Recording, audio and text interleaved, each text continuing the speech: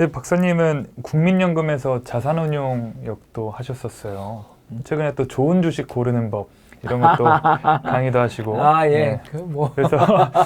그래서 좋은 주식을 고르는 법 과연 무엇일까 예, 많이 궁금해하실 것 같아요. 이 5가지 정도 네. 있죠. 근데 이제 뭐 제일 쉬운 건 첫 번째, 대주주가 사는 종목이 제일 좋은 종목이에요. 아, 대주주가. 예, 대주주가 추가로.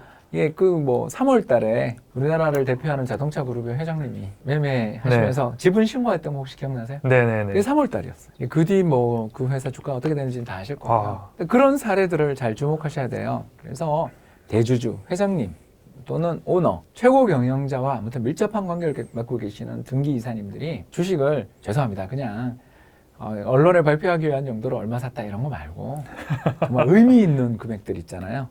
왜냐하면 우리나라 그 그룹의 회장님들이 굉장히 부자지만 그런 부자들의 특징이 뭐냐면 투자를 많이 해요. 그래서 현금은 생각보다 적거든요.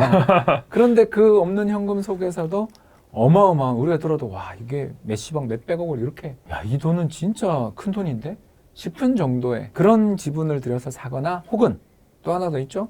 자녀에게 증여해 줄 때. 그렇잖아요. 굉장히 싸다라고 느낄 때 증여해 주실 거 아니에요. 대주주나 회장님들 입장에서 또 오너분들 입장에서 큰 부자들 입장에서 어떨 때 증여, 자녀분들한테 세금을 내면서 증여해 주냐면 굉장히 이 회사의 내재 가치 대비해서 싸다 생각할 때 증여해 주세요. 그때 들어가야겠네요.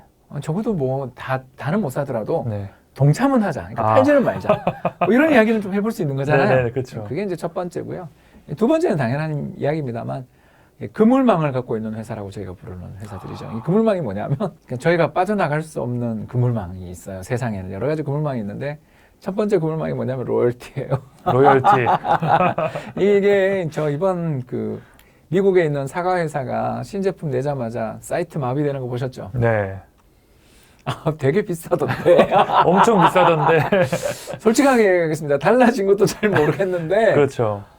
너무너무 좋아하시잖아요. 그리고 미국뿐만 아니라 프랑스에 있는 샤로 시작되는 그 가방 회사. 예. 아니, 그 가격을 그렇게 올립니까?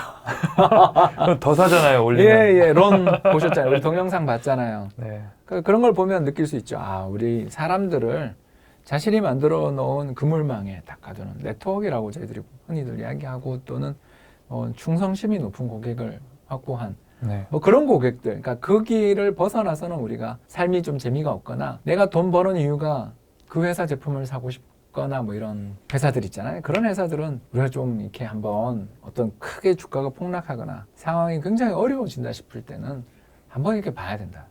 그렇게 생각되고요. 세 번째가 저는 이번에 가장 놀라웠던 사례 중에 하나를 이야기하자면 미국의 다우지수가 이제 고점에서 그때 한 40% 빠졌잖아요. 그 안에 이번이 분명 바이러스로 인해 빠졌잖아요. 아메리칸 유나이티드 그 헬스케어라는 그룹이 있지 않습니까? US 헬스케어라는 그룹과 화이자 주가도 그 정도 빠졌어요. 이해가 되세요?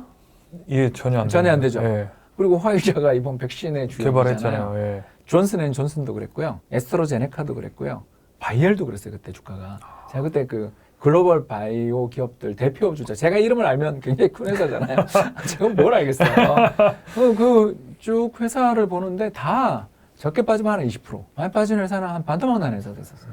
아니 대체 전염병으로 인해 아까 이야기했잖아요. V자 회복 이야기하면서 9.11 테러가 났을 때는 국방주, 방위산업주가 오르는 게 빠지는 날 올라야 되지 않겠어요? 그렇죠. 그렇지 않습니까? 테러리스트와 전쟁을 해야 되는데 한국은 그렇게 오르죠. 왜 방위산업주가 올라야 되는데 그때는 옥석 구분이 없었어요. 그러면 옥석 구분을 해야 되는 거죠. 그럴 땐 뭐냐? 너무나 경제에 부정적 이벤트가 있어요. 뭐 전쟁, 테러, 아까 이야기했던 테러, 또 전염병, 또 혹시 뭐 우리가 모르는 대통령의 어떤 큰 스캔들이 내는 걸로 인한 정치적인 혼란, 이런 여러 가지 대선이 그 충격이 벌어지면 세상 대부분이 악재지만 그 가운데도 호재는 있잖아요. 그렇죠. 그건 사야죠. 그러니까 시장이 모두 다 같이 빠질 때는 이게 정말 좋은 투자의 기회다라는 걸. 그러니까 그런 회사를 사야 됩니다. 아까 이야기한 전쟁이 나면 방위산업주인 거고 이런 바이러스나 전염병에 문제가 생길 때는 헬스케어죠. 헬스케어죠. 제약사들. 그 개발 능력을 갖춘 자금력이 빵빵한 이런 회사를 사야 되는 거 아니겠습니까? 이제 네 번째는 대량 생산의 능력을 가지고 있는 회사들을 또 미워할 수가 없는 것 같아요. 대량 생산. 예, 이게 뭐냐면 보면 사람들이 싼 걸 좋아해요. 네. 아무래도 그렇죠. 어쩔 수가 없어요. 네. 나에게 가성비를 안 따질 수 없어요. 진짜 아무래도 불황이 되면 이 대량 생산의 능력을 가지고 있고 남들보다 싼 값의 물건을 공급해 줄 수 있는 회사들에 대한 사람들의 충성심들은 굉장히 높아지거든요. 그렇죠. 그런 회사들이 저는 바로 우리나라의 현대차나 삼성전자라든가 또는 선진국들 여러 기업들 이런 걸 보면 TSMC 같은 회사들이라든가 혹은 AMD 같은 회사들이라든가 아무튼 경쟁자에 비해 뭔가 기술 혁신을 막 일으키면서 남들보다 더 싸게 적기에 뭔가 물건을 공급해주는 회사들은 그건 뭐 이길 수 없는 상대 아니냐. 그런 생각이 좀 많이 들더라고요. 그렇죠. 예. 네, 그리고 이제 마지막은 우리가 다 뭐 압니다만 생태계를 만드는 플랫폼 회사들도 이제 앞으로 많은 관심. 그러니까 이번에 최고 좋았지만 다음에 또 어떤 위기가 오지 말라는 보장이 없잖아요. 그럴 때 우리들은 그런 플랫폼 기업들, 뭐 대표적인 예제는 페이스북이라고 저는 생각하는데 정말 안 들어가려고 무척 애를 써요. 책 쓸 시간이 없어요. 내용자시잖아요. 예, 페이스북. 예, 인스타도 안 하고 싶어요. 너무 나 말고는 다 잘 사는 것 같아. 예, 넷플릭스 너무 안 들어가려고 애를 쓰거든요. 왜냐하면 볼 때마다 제가 그 전에 뭐 봤던 거 다 알고 당신 비슷한 사람이 봤던 거 이거 하고 추천을 해주는데 그러면 책을 못 봐요.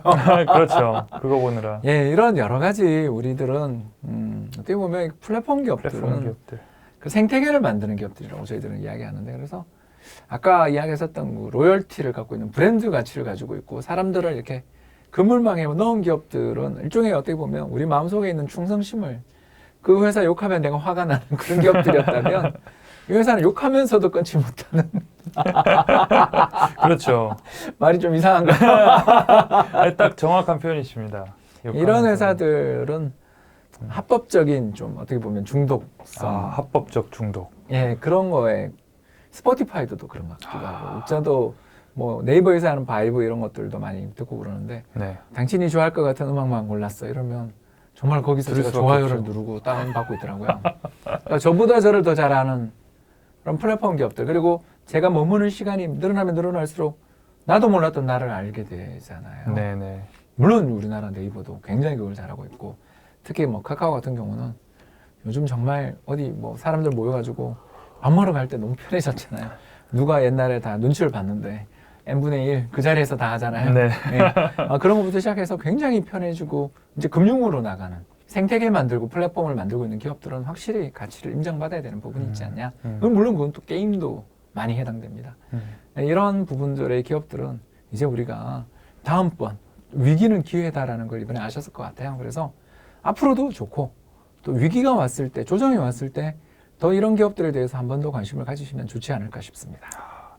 그러면은 섹터별로 보자면 어떨까요? 그러니까 여러 섹터에 걸쳐져 있었대요. 그죠?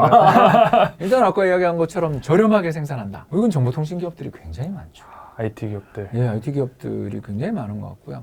또 아까 이야기했었던 우리를 거미줄에 이건 소비재 기업들, 소비재 기업들이 굉장히 많았고요. 또 친환경 이런 건 어떨까요? 친환경도 굉장히 앞으로 비전이 장창한 게 당장 저는 비욘드 미트가 딱 떠오르잖아요. 사실 저는 맛은 잘 모르겠다라는 평에 동의하는 쪽인데 네. 왜냐하면 우리나라도 얼마 전에 프로모션 해가지고 드셔보셨군요. 사실 뭐 이렇게 뭐 제가 좋아하는 프랜차이즈 햄버거 가게 가서 먹었는데 다시는 내 돈 주고 안 사먹을 것 같아요. 예, 그렇지만 세상이 그렇게 가잖아요.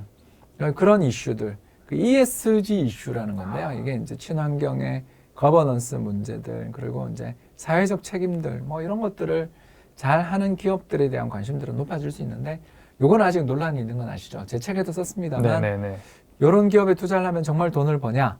라는 거에 대해서 예 아니요가 되게 많이 갈려요. 그런 걸 보면 아직 시작하는 단계구나.